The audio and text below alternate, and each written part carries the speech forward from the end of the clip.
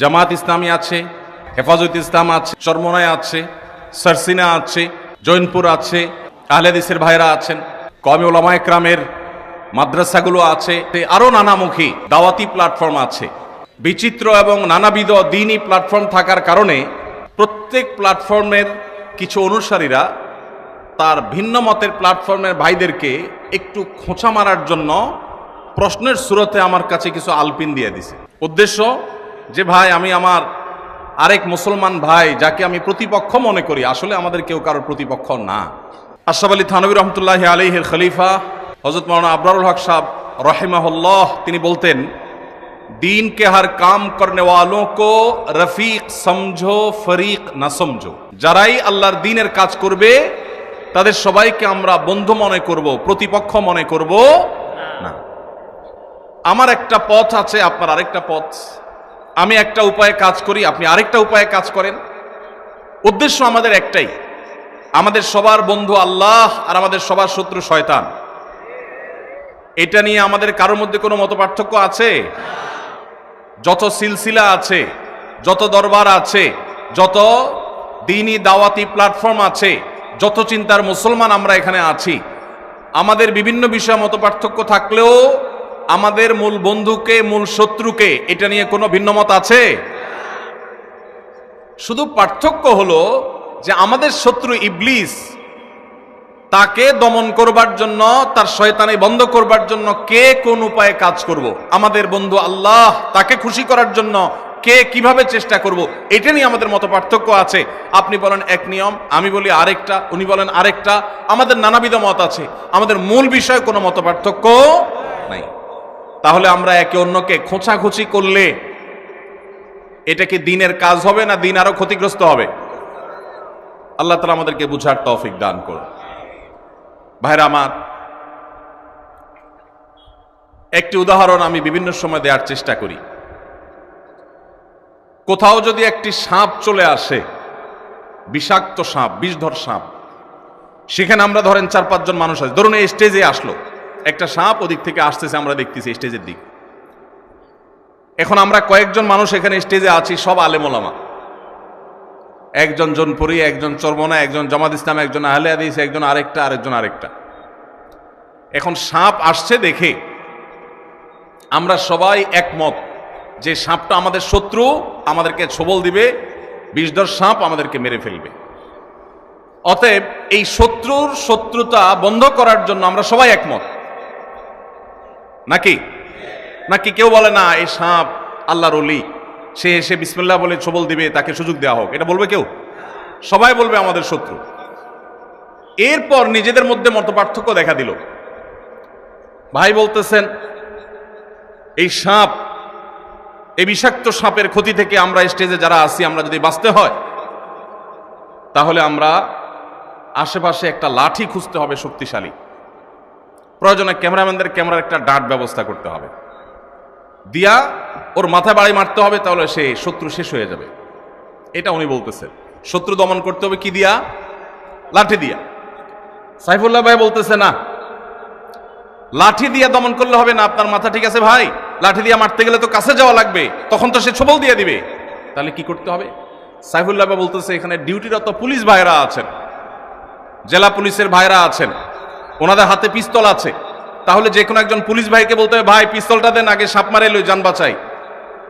বা পুলিশ ভাইকে দিয়া বলতে হবে ভাই ওরে গুলি করে মানুষ বাঁচান, তাহলে পিস্তল দিয়া দূর থেকে মেরে দিব, ঝামেলা শেষ। উনি বলতেছেন না, ওনার পুলিশ ভাইয়ের পিস্তলের গুলির হিসাব দিতে হবে, তার উপরের ওর নির্দেশ ছাড়া গুলি করতে পারবে না, নানান ঝামেলা আছে, এতক্ষণ তো সাপ আমাদেরকে মেরে ফেলবে, তাহলে কি করবে? উনি বলতেছে এসব কারবার নাই, লাঠিও চলবে না, পিস্তলও চলবে না, তাহলে কি চলবে? একটা ঢেল মারতে হবে দূর থেকে। ঢেল যদি না পাওয়া যায়, হাতে মোবাইল মেরে দেবো, দরকার হলে চায়ের কাপ মেরে দেবো, দরকার হলে যে মাছরাঙ্গা টিভির ভাইয়ের এটা মেরে দিয়ে আবার যান বাঁচাবো, পরে এরকম একটা কিনতে পাওয়া যাবে। উনি বলতেছে একটা ঢেল মারতে হবে, তাহলে লাঠি, পিস্তল, ঢিল।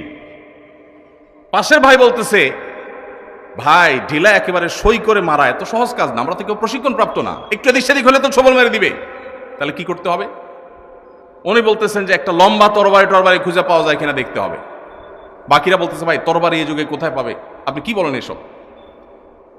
এই যে মত পার্থক্য আমরা করতেছি, এখন মত পার্থক্য হওয়াটা স্বাভাবিক, সবাই একমতের তো হবে না। এই মত পার্থক্যটা বাড়তে বাড়তে বাড়তে বাড়তে এমন দূর বাড়ছে যে উনি অনেক কিতাবপত্র নিয়ে আসছে এবং সেগুলো দিয়ে সাবেত করতেছে। দেখেন মুসা আলাইহিস সালাম লাঠি দিয়া কি করছেন, দেখেন ফেরাউনরে পরাজিত করে ফেলছে লাঠি দিয়া, অতএব লাঠির মধ্যে বরকত আছে, আপনাদের সমস্ত পিস্তল বুস্তল এগুলোতে কোনো বরকত নাই। উনি এটা সাবেত করার জন্য কিতাবপত্র নিয়ে আসছে। আর উনি ওনার পিস্তল সাবেত করার জন্য বলছে না আধুনিক যুগের লাঠি, মুসা আলাইহিস সালাম লাঠি যুগের পিস্তল, কোনো অসুবিধা নাই। উনি এই ক্ষেত্রে তাকি উসমান সাহেবের ফতোয়া নিয়ে আসছে, আধুনিক যুগের অস্ত্র ব্যবহার করলে কোনো নাজায়েজ হবে না। উনি সেটা দলিলপত্রের জন্য কিতাবের গাঁটটি নিয়ে আসছে। উনি ওনারটার পক্ষে, উনি ওনার পক্ষে কিতাব নিয়ে আসছে।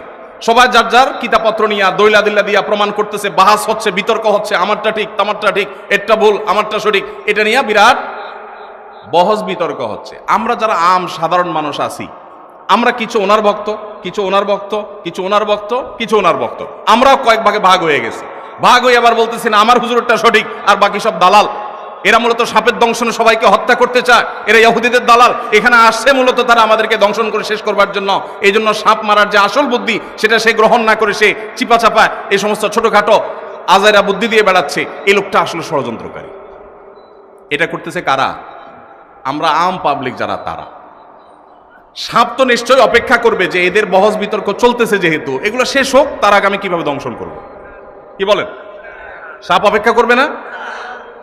কেন করবে না? সাপ তো অপেক্ষা করবে যে তাদের গন্ডগোল ফাসাদ মিটমাট করুক, তারা কি নিয়ে আমার সাথে ফাইট করবে আগে ঠিক করুক, তারপর আমি দংশন করবো। এই জন্য অপেক্ষা করবে সাপ। সাপ কি করবে? ওই লাঠিওয়ালারাও ছবল দিবে, পিস্তল আলারাও মারবে, চান্স পাইলে ডেলালারেও মারবে, তরবারিওয়ালারাও মারবে। ঠিক না ঠিক?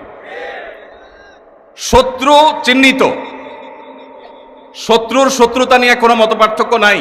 মতপার্থক্য হলো কিভাবে শত্রুতার দমন হবে, কিভাবে তাকে শেষ করতে হবে। মতপার্থক্য হলো আল্লাহ আমাদের সবারই প্রিয়, আল্লাহর প্রিয় পাত্র হওয়ার জন্য কোন পদ্ধতি অবলম্বন করবে এইটা নিয়ে। যদি এই গন্ডগোল ফাসাদ আর তর্ক বিতর্ক এগুলো না করে উনি ওনার লাঠিটা মারতো, উনি ওনার পিস্তল দিয়া মারতো, উনি ওনার ঢেলটা মারতো, উনি ওনার তরবারি দিয়া মারতো, তাহলে সাপটা মরে যেত। কথা কি বুঝাইতে পারছি? আজ দুর্ভাগ্যজনক বাস্তবতা আমাদের মুসলমানদের, আমরা পদ্ধতি নিয়ে গন্ডগোল করছি, মূল উদ্দেশ্যের মধ্যে কোনো মত পার্থক্য নাই। আমার সাথে আমার ভাইয়ের কারোর কোনো মত পার্থক্য নাই। আমরা সবাই জান্নাতে যেতে চাই। আমাদের সবার রব কে? আমাদের রাসূল কে? আমাদের কেবলা কি? আমাদের কোরআন, আমাদের হাদিস, আমাদের কোনো বিষয় নিয়ে আমাদের মৌলিক কোনো বিষয় নিয়ে কোনো মত পার্থক্য আছে? নাই। শাখাগত বিষয়ে মত পার্থক্য আমরা এত বড় করে ফেলেছি, ওই মত পার্থক্য দিয়ে আমি আমার ভাইকে শত্রু বানিয়েছি, প্রতিপক্ষ বানিয়েছি। আসল শত্রুর কথা আমরা ভুলেই গেছি। আসল শত্রু সে ফনা তুলছে মুসলিম মিল্লাতকে দংশন করবার জন্য, বাংলাদেশের মানুষের দিনদারিটাকে ধ্বংস করবার জন্য তারা ফনা তুলছে, আর আমরা আছি আমাদের নিজেদের মধ্যকার মত পার্থক্য নিয়ে। আল্লাহ তাআলা আমাদেরকে হেদায়েত দান করুন। ভাইরা আমার, অতএব মত পার্থক্য থাকবে, এটা স্বাভাবিক। সবাই মনে করবে না যে এই সাপকে লাঠি দিয়ে মারলেই হবে, এক একজন এক এক মতের হবে, এটা স্বাভাবিক। ডক্টর খন্দকার আব্দুল্লাহ জাহাঙ্গীর রহমতুল্লাহি আলাইহি তিনি সারা জীবন এই দাওয়াতের ফেরি করে যাওয়ার চেষ্টা করেছেন। ইত্তেফাক, ইত্তেহাদ মাআল ইখতিলাফ, বৈচিত্র্যপূর্ণ ঐক্য, মতপার্থক্য থাকা সত্ত্বেও ঐক্যবদ্ধ থাকার চেষ্টা করা। আল্লাহ তাআলা সব মানুষকে এক বুঝ দিয়ে তৈরি করেন নাই। সাহাবীদের ভিতর মতপার্থক্য ছিল কি ছিল না? ছিল। শুধু মুস্তাহিদ সাহাবীদের না, সাধারণ সাহাবীদের মধ্যেও মতপার্থক্য ছিল। একটা আমল এক সাহাবী একরকম করছেন, আরেক সাহাবী আরেক রকম করেছেন, হাদিসে আছে না নাই?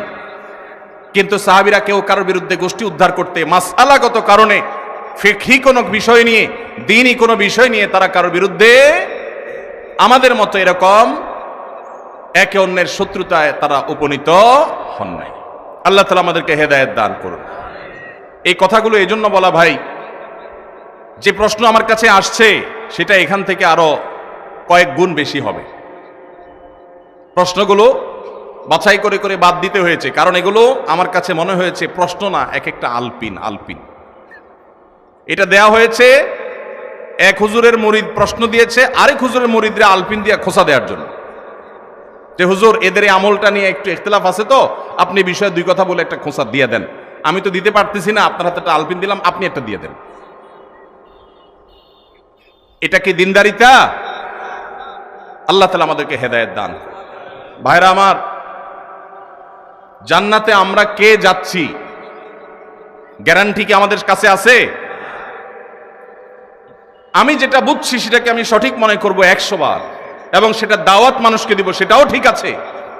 কিন্তু আরেকজনের ডিসকারেজ যখন করব, আরেকজনের খণ্ডন যখন করব, একটু রয়ে সয়ে করব। একেবারে জাহান্নাম তার জন্য লিখে দলিল দিয়ে স্ট্যাম্প করে দিয়ে দিচ্ছি, যেভাবে এই দিন মুহাম্মদ সাল্লাল্লাহু আলাইহি সাল্লাম শিখায় যান নাই। আজ ছোটখাটো বিষয় নিয়ে আমরা একে অন্যকে প্রতিপক্ষ বানাচ্ছি। আবারও সেই আবুল হক সাহেব রাহিমাহুল্লাহ সেই উক্তিকে আমরা স্মরণ করি, दीन के हर काम करने वालों को रफीक समझो, फरीक न समझो। আমার ভাই কোন একটা প্ল্যাটফর্মে আল্লাহর দ্বীনকে বুলন্দ করবার জন্য, কোরআন এবং হাদিসকে বিস্তার করবার জন্য, আল্লাহর বান্দাদেরকে আল্লাহমুখী করবার জন্য চেষ্টা করছেন।